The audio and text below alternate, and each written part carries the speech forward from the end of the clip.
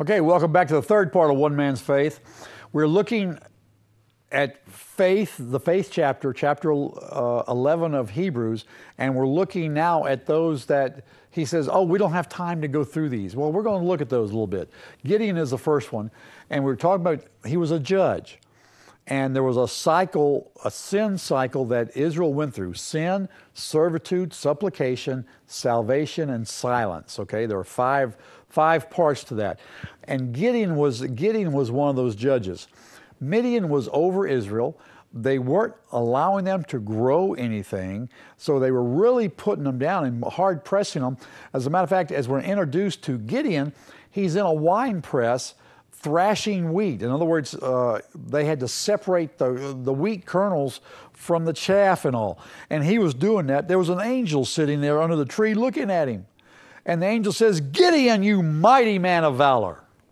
And man, I bet Gideon jumped out of his skin. I bet he had to change his pants. I mean, he wasn't expecting anybody to be around him.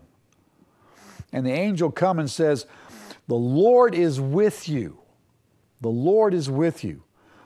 And Gideon, not knowing who this guy is, I don't believe, says, well, if the Lord is with us, why then has all this happened to us? And where are all his miracles which our fathers told us about? Saying, did not the Lord bring us up out of Egypt? And now the Lord has abandoned us and given us into the hand of Midian. He doesn't understand that they're there because the nation was sliding back into sin. And the Lord looked at him and said, "Go in your strength and deliver Israel from the hand of Midian. Have I not sent you?" It's the first time Gideon has met this guy. And he says, "You mighty man of valor." He was looking at him prophetically because Gideon wasn't acting like a man of valor, was he? And he says, "You go and you take care of the Midianites. Have I not sent you? Have I not sent you?" And then I didn't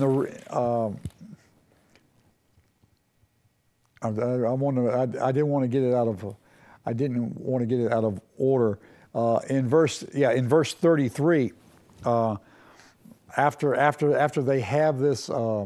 They have this discussion. Gideon goes and tears down all of the Baals and burns them, and they find out who it is, and nothing happens to him.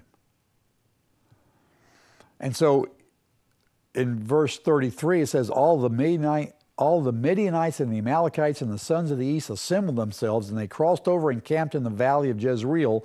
So the Spirit of the Lord came upon Gideon, and he blew his trumpet, and the Abarites who were called together to follow him. And he sent messengers throughout Manasseh, and they also were called together to follow him. And he sent messengers to Asher, Zebulun, and Naphtali, and they came to meet him. And in chapter 7, verse 4, it says, "And the Lord said to Gideon, the people are too many."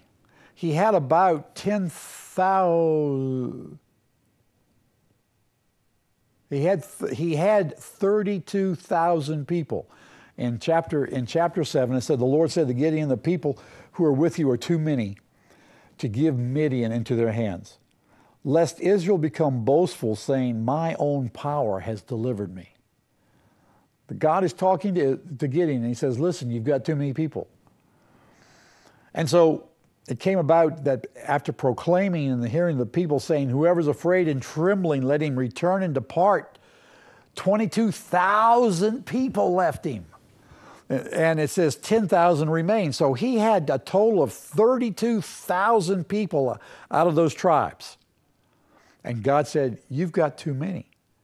Because if you defeat the Midianites with 32,000 people, then you're going to think you did it on your own. So Gideon said, okay, you got any fears about doing this? Leave. A third went. 2/3 went. 22,000 people. That's half of what's in Pahrump left because they feared and they trembled. And so God looks at this 10,000 And he says to Gideon, you got too many. Take them down to the water and watch how they drink water. And there were some that would bend down, scoop water in their hands, and while they were looking would drink. There were others that just put their hands down by the water and just lap like a dog. And God said, you take the ones that lapped like a dog, the ones that didn't care, the ones that didn't know even what was going on.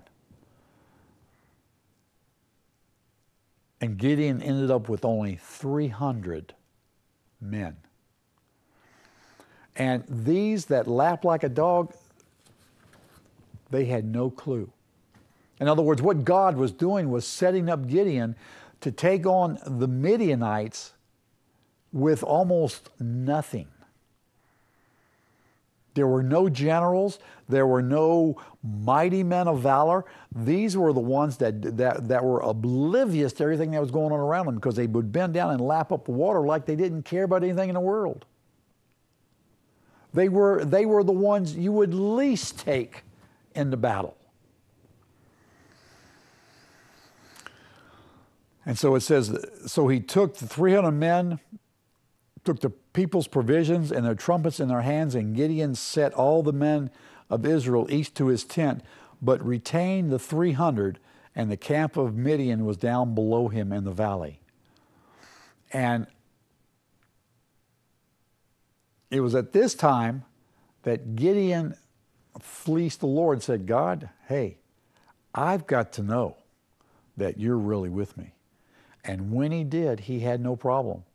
As a matter of fact, God said, hey, sneak into the enemy's camp and listen to what they're saying. And what they were saying in the Midian camp was, hey, this dude Gideon is bad. I don't even want to face him.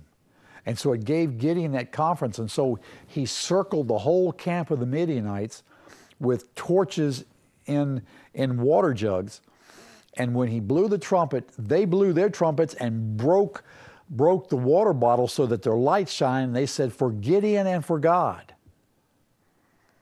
And it routed the Midianites. Now listen, 300 men, right? 300 men.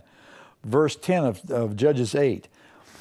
It says, now Zebah and Zalmunna were in Karkor, and their armies with them, about 15,000 men, all who were left of the entire army of the sons of the east, for the fallen were 120,000. 300 went against 135,000, and they killed 120,000. The 15,000 that were left were just the ones that didn't get killed at that time. And Gideon was able to do this because he had faith in God. He had faith in God, who said, you go and you rout the Midianites. He heard God. God showed that it was him that was with him. And Gideon was able to go. And bring them out of the servitude they were in. The next one mentioned is Barak. And he actually is before Gideon. I guess Gideon's battle with 300 against 135,000 was more of a, something to really talk about than Barak. But it says in Judges 4, it was actually Deborah who was a lady judge. See, God's not a respecter of persons, ladies. A lot of people think that God was against women. Well, no, not really. I mean, here's one that's judging. Okay, Deborah was a judge. She was a prophetess, and she was judging Israel at that time. This is chapter 4, verse 4. She used to sit under the palm tree, and she went and she summoned Barak, the son of Abinoam, from Kadesh Naphtali, and said to him, behold, the Lord, the God of Israel, has commanded, go and march on Mount Tabor, and take with you 10,000 men from the sons of Naphtali and from the sons of Zebulun. I will draw out to you Sisera, the commander of Jabin's army, with his chariots and his many troops, to the river Kishon, and I will give him into your hand. Now, Sisera had 900 what they called iron chariots. He had many more men. But God spoke to Deborah, who then told Barak, you go and God's going to give them into your hand. And he does it. And the army came under, was basically killed. The army was killed, and they came out of their servitude into several years of good time. So Barak heard the Lord through Deborah, who was a prophetess.